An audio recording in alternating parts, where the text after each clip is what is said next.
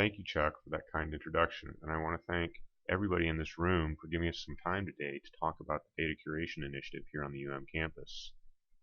Before I begin, I'd like to kind of point out that data curation probably means something different to everyone in this room, but hopefully by the end of this discussion, we'll have a clear idea where to move. To start this conversation, I want to first turn to why we're here. And about 2 decades ago, we realized that data is literally raining down upon us, but that we don't really know what to do with all of the data that we're collecting and gathering. Some have called this the data deluge or big data, and I think it's important to recognize that we're not just talking about zeros and ones, but data across all fields of study, all disciplines, public, private sector. It comes in many different forms, and we're all dealing with it. The discipline of health informatics was one of the early recognizers of this problem, and in 2003 the NIH started data sharing requirements. Very well known is that also the NSF and the NEH have started data management planning requirements for all of their granting processes. And a little less well known is the 2013 Office of Science and Technology Policy Memo that almost mandates, but really suggests, that all research results from federally funded work should be made accessible to the public at no charge. Here in the University of Miami, we've also been discussing this for some time. About 5 years ago, actors in the departments of IT, in the libraries, in the Center for Computational Science, and even within the research community started a conversation. And indeed, my presence here as a clear postdoctoral fellow is a product of this conversation. We also can recognize that there's an emerging e-science practice taking place on this campus in several of the colleges and schools. But we also recognize that what's going on is really quite new. There's some difficulties that we're facing that we've never faced before. That perhaps even the way we're doing science is changing right now. But at the same time, what we're talking about is taking care of good data and doing this for the long term. So there's a little bit of the new in here, and there's a little bit of the old in here. What I want to do now is take a bit of a left turn.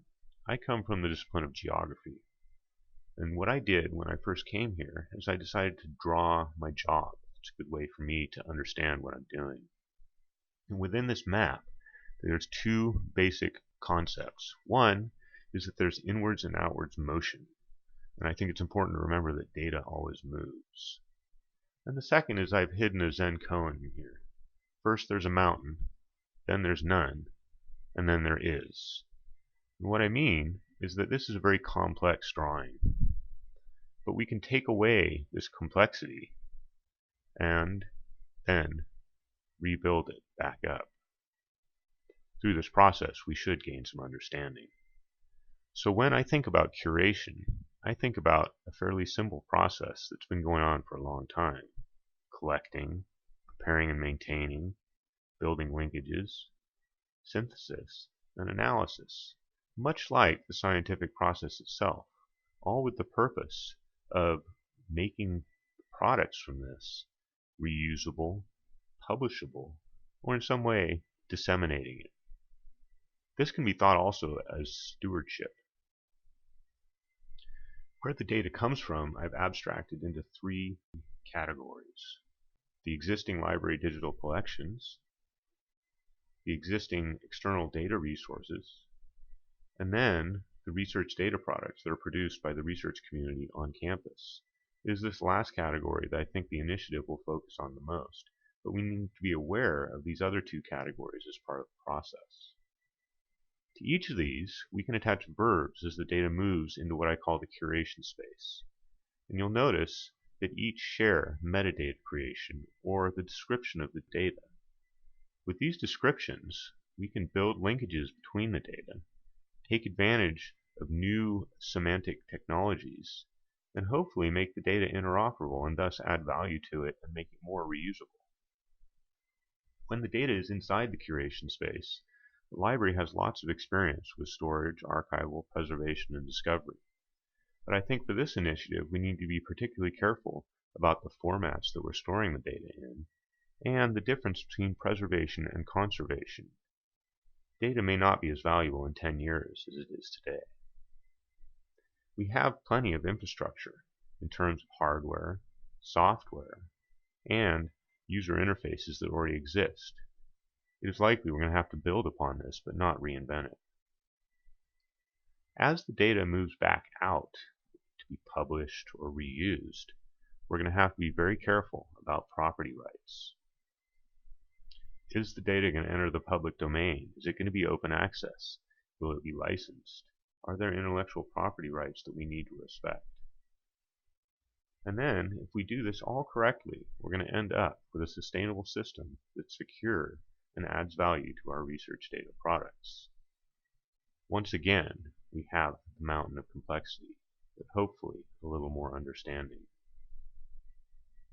When we think about what we can actually do, we can look around and see that many libraries are already offering data services, and they generally fall into these three categories.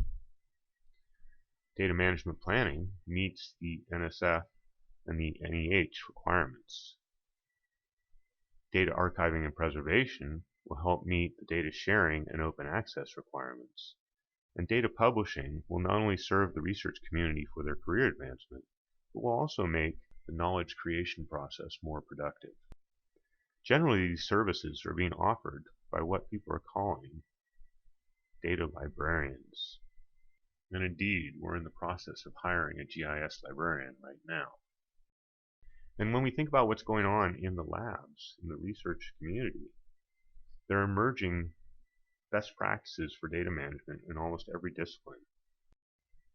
Data is being managed from its production all the way to its publication. And oftentimes, I think the wheel is being reinvented. This is being done by data managers. These could be graduate students, undergraduates, and PIs, but I think it's important also to realize that in some cases they're hired consultants to take care of this work. When we think about curation here at the university, it's going to be a collaborative effort.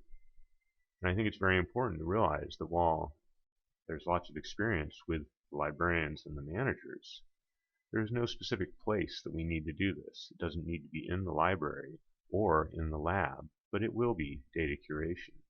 And perhaps this should be a university-wide initiative or an inter-institutional initiative. And I think this is where we should be thinking of going.